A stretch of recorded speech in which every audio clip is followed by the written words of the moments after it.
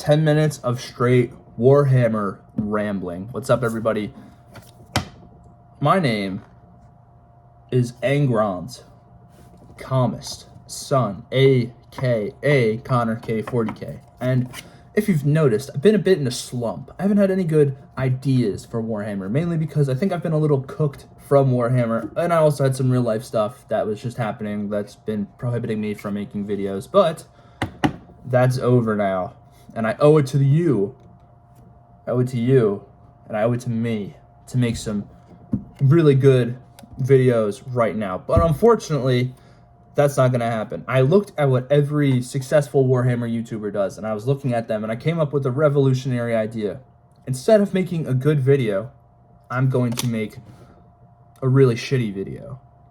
So, yeah, let me know how that goes. But, yeah, I'm going to ramble, because that's what I'm good at. That's what I'm going to do. I'm just going to talk about the stuff I've been thinking about with Warhammer. Mainly, the Emperor and Chaos. Comes to no surprise, I'm a huge Chaos fan. If you've seen any of my videos or even see like the channel banner, it's Karn. I like the World Eaters. I love them a lot, and they're awesome. But Chaos has been on my mind for a minute now, mainly because I know the full-grown book dropped. I don't know what was in it. I haven't read it yet. I've been severely lagging behind in my reading. I'm just gonna be real. I've been lazy and I've only just started reading again recently, like yesterday. So keep in mind. But Chaos is just amazing in the fact that I think it's just so prevalent, and I'm so excited because I do think there's a huge Chaos event on the horizon. Obviously, it does seem like GW's gearing up to have Loyalist Primarchs here, Chaos Primarchs here, big Civil War-esque battle, bam, Marvel's, Endgame or Infinity War. I'm sorry, but that's the only way I could picture it in my mind. Like, cataclysmic event is going to occur, and I'm interested about that. I think Chaos is going to play a very integral role in a lot of major stories, which is kind of a, not a revolution, not a crazy idea to say by any means. I know that, but it's something to think about, because I do think after this whole big Loyalist Chaos conflict occurs, there's going to be a huge focus on Chaos versus Chaos conflict, or at least Chaos versus all the other factions. Why do I think this? I don't know. I just think it'd be cool and interesting. I would like to see it because, having Chaos fight itself is not a new concept. Chaos is self-defeating, and it's pretty much shown in every iteration or book that GW releases, in the Black Library releases. It's shown in every Chaos book ever, and every Loyalist book where Chaos is involved. They always fight each other, but I don't think we've really seen that level where I would be satisfied with it. I want to see a Chaos war in the Immaterium. I don't want to see, oh, here we are fighting on some weird little demon world. No, I would like to see actual Eye of Terror fighting on, various Chaos corrupted worlds, and I just want to see something at a huge level, right? I'm not saying I want a Horus Heresy that's the Chaos version of that, because that's happening every day at any time in the setting. But I want to see these Chaos Primarchs fight for their gods. I was mentioned at the end of Godblight, or not at the end. Maybe it was somewhere in the beginning or in the middle of it, where Typhus basically talks to Mortarion, and he says, "Yo, we need to leave now. The grandfather has requested us in the Immaterium. We need to fight." Mortarion says, "Get lost, kid. I'm your dad." Shit ensues, but I want to see that. I would like to see these territorial disputes in the warp. It would be interesting. It would be cool. It would just be, it really would highlight what Chaos is. I think it gets lost in the sauce when people see these, like, really cartoonishly evil Space Marines fight against Loyalists, and you get this image in their head, it's just like, they're flat characters, which I usually say for the Loyalists, because they are. When you watch or read or do any sort of, consuming of Warhammer stuff, and you do the Loyalist perspective, you get the same 5 lines. You get, for the Emperor, you get brother sergeant, you get heretic, you get, by the Emperor. It's boring. But on the plus side, or not even the plus side really, on the inverse of that, you do get, for the gods, for chaos, death to the false emperor. But you get a lot less of those repeated lines in chaos. So that's what I'm trying to say, is that it would just be cool to see them, you have more fleshed out characters, I think, when it comes to chaos, because they have the opportunity to act out of the bounds of what's prescribed to them, where loyalists don't. Loyalists have to stick to the dogmatic practices of the emperor. Sure, they have some wiggle room. Sure, some of them have personalities depending on the chapter or legion they are with. I'm not saying they don't. But it's obviously, it's fair to say that chaos has a lot more room to maneuver, and it would just be interesting. It'd be cool. You get to see some of the units get put into action, and who wouldn't want that? And you get to see, oh, here's this Vashtor, have him move around and do things, and maybe Be'lakor gets thrown into the action. We get to see these minor chaos beings who influence the setting in a whole, very important way, but they're not really prevalent in the story. So have them be prevalent, have them do something, right? It'd be interesting. I don't know. What do I know? Anyway, chaos rambling aside, I'll kind of go to some loyalist stuff that's been on my mind. The Emperor's in the thumbnail, not just because he's cool, because he is cool. That got, my boy Jimmy Space has that shit on, but I do want him to be more active and just see him do stuff, which he is doing. I know someone's going to point out Godblight. Yes, he did possess Gilliman. He used him as a vessel and just absolutely shat on Moteria and said, maybe one day you'll be saved, which I think a lot of people misconstrue that quote, by the way, and they think that it's like the Emperor plans on bringing him back to the loyalist side. No, he's talking about saved as in, I'm going to demolish the ever-loving shit out of your warp-infested soul, and you'll be free or whatever. I don't know. I really don't.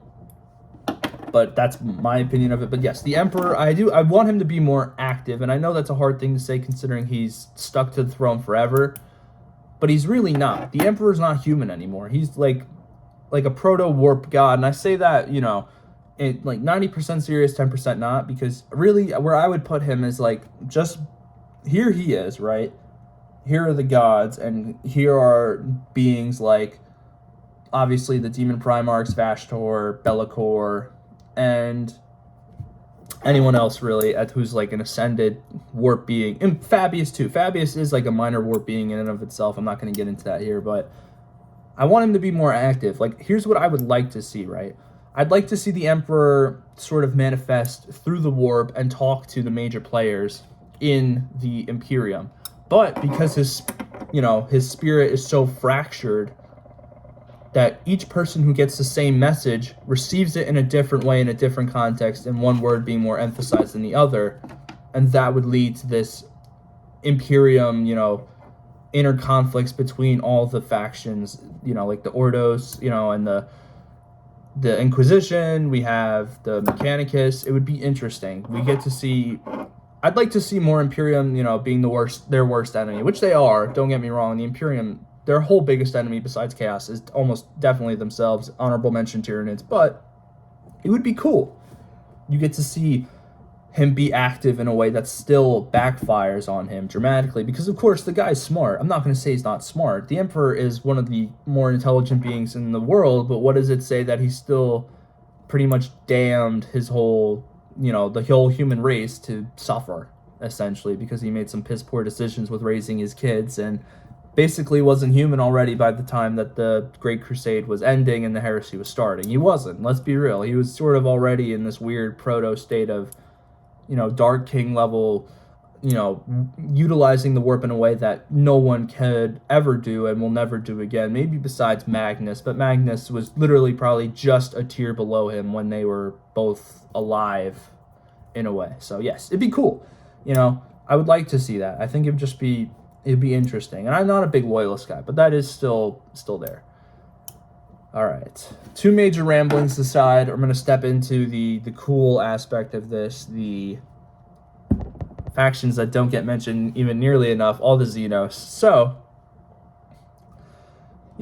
I'd like to see the Ynnari plotline sort of get revived in one way or another. I know there was the Lilith Hesperax book. I didn't read it. sorry. I got up to some other stuff. I was reading Mechanicum, and I'm also reading Tales of the Heresy and Shroud of Night. But, again, that being said, somehow, someway, the Inari do deserve a win. As much as I clown on Eldar fans, and everyone does, I don't actually hate them. I think they are cool, and I think everyone would think they're a lot cool if they just weren't jobbers. And it's the same with the Mechanicum.